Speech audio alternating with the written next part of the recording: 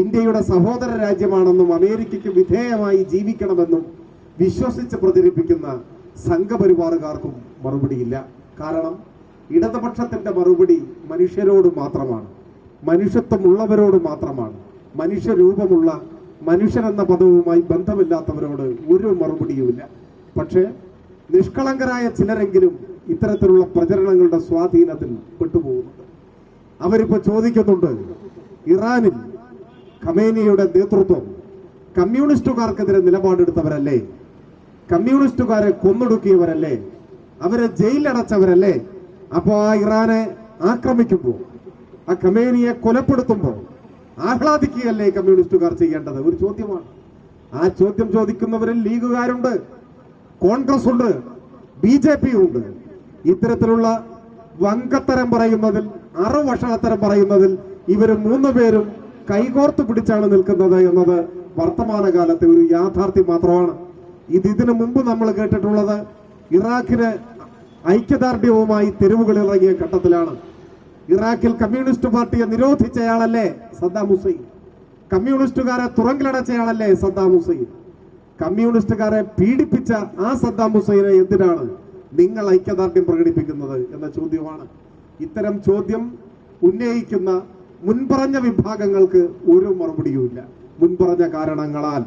എന്നാൽ ഇത്തരത്തിലുള്ള പ്രചാരവേലയാൽ സ്വാധീനിക്കപ്പെടുന്ന രാഷ്ട്രീയമായ മുൻവിധികളില്ലാത്ത മനുഷ്യരോട് ഞങ്ങൾക്ക് സംവദിക്കാനുണ്ട്. എന്താണ് പ്രശ്നം?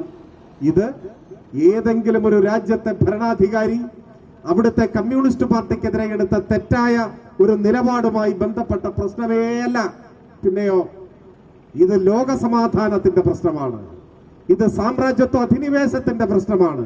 കുറച്ചുകൂടി ലളിതമായി വ്യക്തമായി പറഞ്ഞാൽ ഇന്നത്തെ സംഘപരിവാർ ഭരണകൂടത്തെ, ഇന്ത്യൻ ഭരണകൂടത്തെ നഖശിഖാന്തം എതിർക്കുന്നവരാണ് ഇന്ത്യയിലെ കമ്മ്യൂണിസ്റ്റുകാർ. എല്ലാ നിലയിലും എതിർക്കുന്നവരാണ്. മോദി ഭരണകൂടത്തിന്റെ സാമ്പത്തിക നയങ്ങളെ, അവരുടെ ജനവിരുദ്ധമായ സാമ്പത്തിക നയങ്ങളെ, കോർപ്പറേറ്റ് വൽക്കരണത്തെ എതിർക്കുന്നു. ഇന്ത്യയുടെ മതനിരപേക്ഷ അടിത്തറ ദുർബലപ്പെടുത്തുന്ന സംഘപരിവാരത്തിന്റെ വിദ്വേഷ പ്രചരണത്തെ എതിർക്കുന്നു. അവരുടെ വർഗീയ അജണ്ടകളെ എല്ലാം എതിർക്കുന്നു. നമ്മുടെ രാജ്യത്ത് ഇഷ്ടമില്ലാത്തവരെ പശുവിന്റെ പേരിൽ കൊന്നുതള്ളാൻ കഴിയുന്ന ഒരു അന്തരീക്ഷമാണ് ഇപ്പോൾ ഉള്ളത്. ഇതിനെയെല്ലാം എതിരായി പൊരുതുന്നവരാണ് ഇന്ത്യയിലെ കമ്മ്യൂണിസ്റ്റുകാർ. എന്നാൽ ഈ ഘട്ടത്തിൽ അമേരിക്കയാവട്ടെ, മറ്റേതെങ്കിലും ഒരു ശക്തിയാവട്ടെ, ഒരു സാമ്രാജ്യത്വ ശക്തിയാവട്ടെ, ഇന്ത്യക്കെതിരായി ആക്രമണം അഴിച്ചുവിട്ടാൽ, ഇന്ത്യൻ പ്രധാനമന്ത്രിയെ പാതിരാത്രിയിൽ തട്ടിക്കൊണ്ടുപോയാൽ എന്തായിരിക്കും ഇന്ത്യയിലെ കമ്മ്യൂണിസ്റ്റുകാരുടെ നിലപാട്? ഒരു സംശയവും വേണ്ട. മോദി ഭരണകൂടത്തെ നഖശിഖാന്തം എതിർക്കുന്നതോടൊപ്പം ഇന്ത്യയുടെ പരമാധികാരത്തിന് മേലുള്ള ബാഹ്യമായ ആക്രമണത്തെ, കൈകടത്തലിനെ, സാമ്രാജ്യത്വ ആക്രമണത്തെ അതിശക്തമായി എതിർക്കും. അപ്പോ ഈ ചോദ്യത്തിന് പ്രസക്തിയുണ്ടോ? നിങ്ങൾ മോദിയെ എതിർത്തവരല്ലേ? കമ്മ്യൂണിസ്റ്റുകാർക്കെതിരെ കുരിശുയുദ്ധം പ്രഖ്യാപിച്ചയാളല്ലേ മോദി? അവരുടെ വർഗീയ രാഷ്ട്രീയത്തെ നിങ്ങൾ എതിർക്കുന്നില്ലേ എന്ന ചോദ്യത്തിന് അവിടെ പ്രസക്തിയില്ല. അവിടെ ഇന്ത്യയുടെ പരമാധികാരത്തിനാണ് വില. അവിടെ ഒരു സ്വതന്ത്ര രാഷ്ട്രത്തിന്റെ പരമാധികാരത്തെ മാനിക്കാതെ അവിടേക്ക് കടന്നു കയറുന്ന, ഏകപക്ഷീയമായ ആക്രമണങ്ങൾ അടിച്ചേൽപ്പിക്കുന്ന, അവിടുത്തെ ജനങ്ങളെ യുദ്ധക്കെടുതിയിലേക്ക് തള്ളിയിടുന്ന, ലോകത്തിന്റെ തന്നെ സമാധാനം തകർക്കുന്ന സാമ്രാജ്യത്വത്തെ എതിർക്കുക എന്നതാണ് പ്രശ്നം. അത് മനസ്സിലാവണമെങ്കിൽ ലോകമെമ്പാടുമുള്ള രാഷ്ട്രീയ ചലനങ്ങളെക്കുറിച്ചുള്ള ധാരണയുണ്ടാവണം. ഞങ്ങൾ കമ്മ്യൂണിസ്റ്റുകാർക്കെതിരെ കുരിശുയുദ്ധം പ്രഖ്യാപിച്ച സദ്ദാം ഹുസൈനെ എതിർത്തിട്ടുണ്ട്. എന്നാൽ ഏകപക്ഷീയമായി അമേരിക്ക സദ്ദാമിന്റെ മേൽ നടത്തിയ ആക്രമണത്തെയും ഞങ്ങൾ എതിർക്കുന്നുണ്ട്. തെറ്റായ ഏതെങ്കിലും ഒരു നയത്തിനുള്ള പിന്തുണയല്ല അത്. മറിച്ച് രാഷ്ട്രമെന്ന നിലയിൽ രൂപപ്പെടുത്തത് മുതൽ ഇങ്ങോട്ട് അമേരിക്കൻ സാമ്രാജ്യത്വം, അമേരിക്കൻ ഭരണകൂടം ലോകത്തിന്റെ സമാധാനം തകർത്തുകൊണ്ട് നടത്തുന്ന എല്ലാ സൈനികമായ ഇടപെടലുകൾക്കും എതിരായിട്ടുള്ള പ്രതിഷേധമാണ്. ലോകത്തിന്റെ ഭീഷണി എന്ന് പറഞ്ഞാൽ ഇന്ന് അമേരിക്കൻ സാമ്രാജ്യത്വമാണ്. അമേരിക്കൻ സാമ്രാജ്യത്വത്തോട് കൈകോർത്തു നിൽക്കുന്ന ഇസ്രായേലാണ്.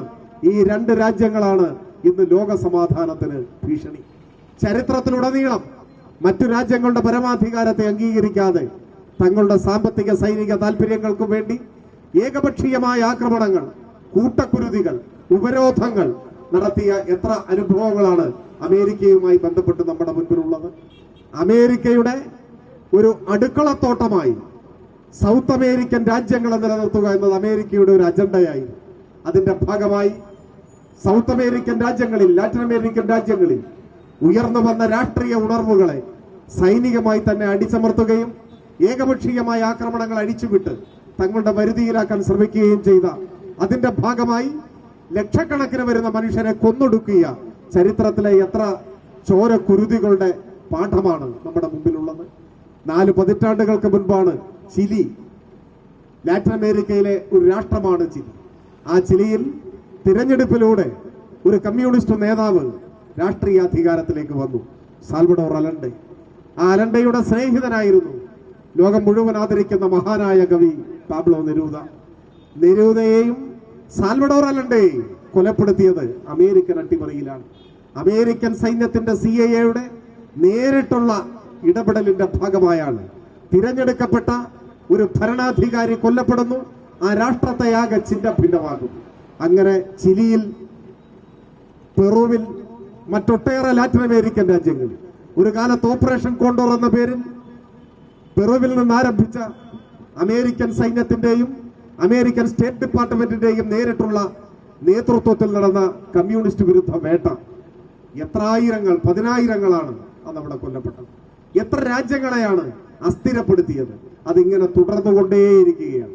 ലാറ്റിൻ അമേരിക്കയിലെ അളവറ്റ പ്രകൃതി സമ്പത്തിൽ ഏറ്റവും ഒടുവിൽ ഈ കഴിഞ്ഞ പുതുവർഷ ദിനത്തിലാണ് നിക്കോളാസ് മഡ്യൂറോയെ, വെനസ്വേലയുടെ ഭരണാധികാരിയെ തട്ടിക്കൊണ്ടുപോയി, റാഞ്ചിക്കൊണ്ടുപോയി. ഈ ആധുനിക കാലത്ത് ആർക്ക് ന്യായീകരിക്കാൻ കഴിയുന്ന കാര്യമാണിത്?